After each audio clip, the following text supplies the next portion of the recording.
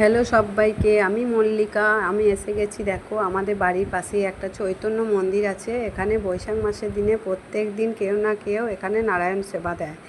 তো আমিও সেদিন নিমন্ত্রিত ছিলাম, তাই চলে গেছিলাম। গিয়ে আমি সমস্ত ভিডিও করে নিয়েছি তোমাদেরকে দেখানোর জন্য। দেখো, ঠাকুরের ছবিও তুলে নিয়েছি।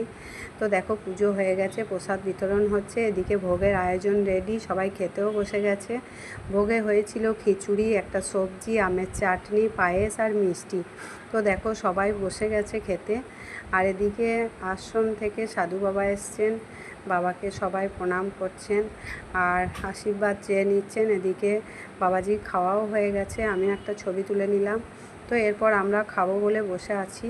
যাই হোক, এরপর খাওয়া উঠে গেলেই আমরা খেতে বসবো। যাই হোক, এই ভিডিওটা দেখে তোমাদের যদি মনে হয় যে এখানে আমরা নারায়ণ সেবা দেবো, তাহলে তোমরা দিতে পারো। আমার ভিডিওটা ভালো লাগলে সাবস্ক্রাইব করে দিও, আর ফেসবুক থেকে দেখলে একটা ফলো করে দিও।